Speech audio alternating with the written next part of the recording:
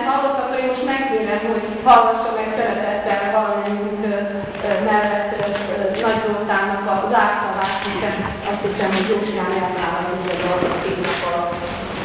Hát én akarok kitárítni valamival, hogy így voluntárt kell tanítani, vagy nem kell tanítani. Mindenki saját maga nézze meg, hogy ő mennyit tud megcsinálni a számítógépen, és mennyit tud azután, miután valamit megmutattak neki. Tehát az egyetlen tanulás és a tanítás között egy óriási szakadék van véleményem szerint, de hát ez egy másik téma, nem akarok erről beszélni. Inkább azt mondanám, hogy kedves kollégák, hát itt van a kezdetnek a vége. Hát ugye megkezdtünk valamit, és hát én, mint ennek a szakkollégiumnak a képviselője, hát szeretném egy kicsit, nagyon röviden, mert mindenki éhes már, a mi cselekedeteinknek a rugóit megmutatni. Hát ez régen kezdődött. Most, ahogy Gabi beszélt, eszembe jutott egy történet, muszáj elmondanom. Ebben a teremben volt, hogy itt volt a mikrofon annak idején, és hát azért mondom el, mert elég sok fiatal van közülünk. És mi ugye az öregek elindítunk mindig valamit, vagy most elindítottunk valamit, és azt szeretnék, hogy a fiatalok folytassák. Azért mondtam, hogy a kezdet. Hát mi most valamit megint elkezdtünk, és a történet, amit el akartam mondani, az 89. januárjában történt, 90. januárjában történt igazam a Gabinak, amikor egy pedagógus szövetség alakult ebbe a terembe, 250-en voltunk, vagy 300-an. Elsőként. És akkor egy kérdés vetődött fel, a kérdésre a vezetőség, a 45 tagú akkori vezetőség szavazott, hogy most akkor ezt szabad megcsinálni, vagy nem. És a 45-ből 43 azt mondta, hogy ezt nem szabad megcsinálni, és 2 azt mondta, hogy igen. Ez a 2 fiatal volt, lelkes volt, akart valamit csinálni, és meglett az, amit az a 2 akart.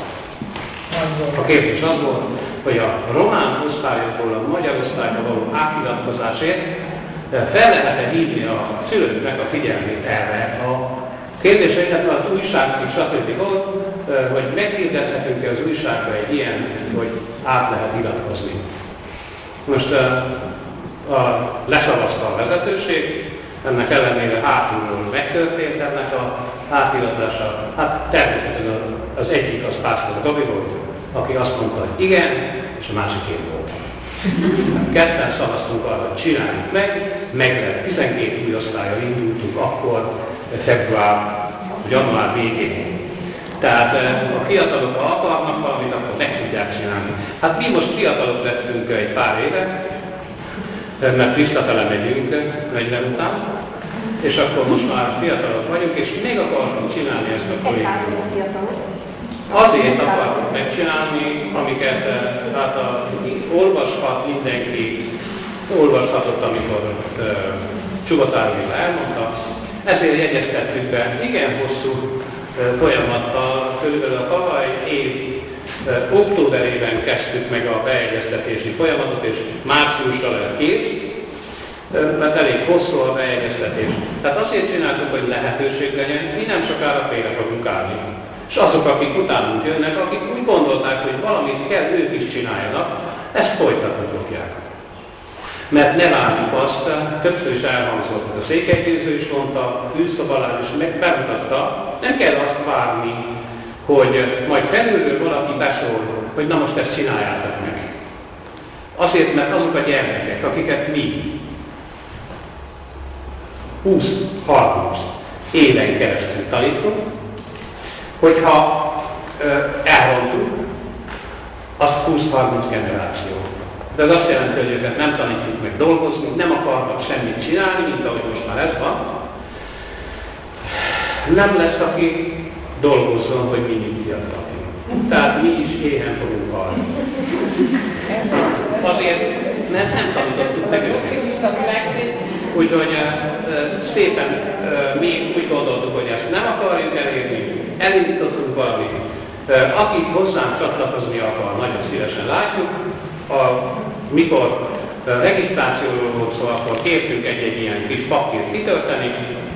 Ezzel szándékunk van, hiszen amit elmondtam, ez volt a múlt. Itt most vagyunk a jelenben, és következik a jövő. Ezt a kiadványt megcsináljuk, függetlenül attól, hogy az előadók közül hányan nyújtják majd be a dolgozatukat. Nem fenyegetés ez, de lesznek, akik kimaradnak belőle azért, mert nem teljesítik azokat a feltételeket, amiket kérünk. Én az e-mail címek alapján mindenkit fogok értesíteni arról, hogy ezt milyen formában várjuk az előadást. Az előadásokkal kapcsolatos minden információt leírok majd, csak egy pár mondatot mondok meg, ami nagyon fontos. Tehát itt nem egy dologról lesz szó, hanem egy papír alapú kiadványt fogunk készíteni, amely rövid összefoglalása lesz a dolgozatoknak. Ez lesz a hivatalosan bejegyzett kiadvány.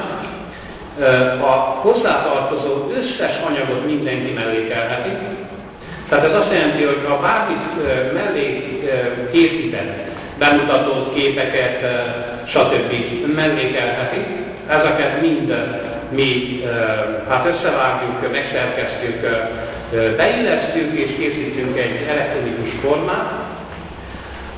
Aki beleegyezik, amit beleegyezik, a felvételekről is teszünk oda, azért készítettünk minden helyszínen több felvételt, hogy vágni fogunk belőle, és ezek a videóanyagok is oda kerülnek. Sajnos ez nem lesz direkt módon hozzárendelve a könyvhöz, mert ilyen kiadványoknak az engedélyeztetése sokkal komplikáltabb, hogyha a videóanyagok, tehát audiovizuális eszközök vannak hivatalosan rajta, akkor jogdíjak fizetését kötik, és ez eléggé komplikált, hogy most akkor minden résztvevővel jogdíjszerződés és így tovább. Tehát ezt az elektronikus formát mellékelni fogjuk annak, aki megkapja ezt a könyvet. De a könyv lesz bejegyezve hivatalosan.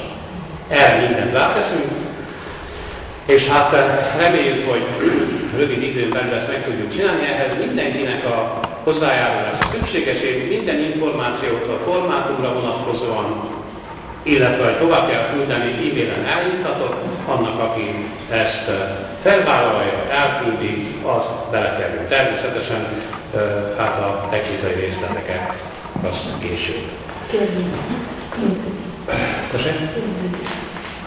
A kérdőívet mindenki töltse ki, aki kapott. Most kapott egy kérdőívet, mert ugye kíváncsiak vagyunk arra, hogy sikerül. Az osztályáról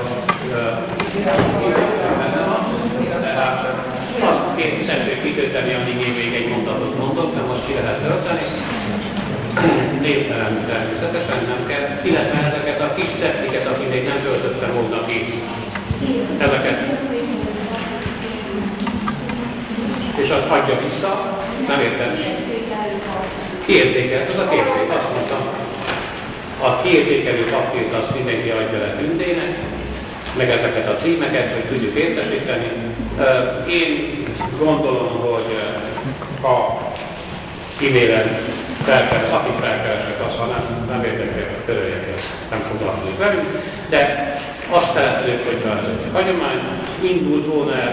Én tudom, hogy sok mindent rosszul csináltunk, voltak hibák, aki észrevett hibákat, azt majd jelezve, e-mailen a többieknek is, nekünk is, mondja, hogy a következő alkalommal ezt ne kövessük el.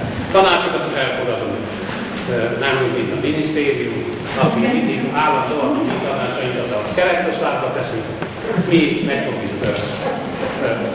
megfogadjuk, vagy elolvassuk, nem biztos, hogy megfogadjuk, vagy el fogjuk olvasni, és hát reméljük, hogy a következő évben Éva által bejelentett időpontban meg tudjuk tartani ezt a konferenciát. Október 1-2, most nagyon siettünk és nagyon kapkodtunk, az utolsó hét az egy borzalmas volt, azért, mert nem érkeztek az anyagok időben, összekeveredtek a dolgok időnként. Hát ezt megpróbáljuk kiküszöbölni, úgy, hogy értesítünk mindenkit, hogy időre tudjunk tervezni. Az előadások emiatt egymásra csúsztak, kicsi volt az idő, hát nagyon sajnáljuk, jövőben remélem, hogy ezeket ki tudjuk küszöbölni, és akkor egy sokkal gördülékenyebb, sokkal több embernek szóló rendes konferenciát.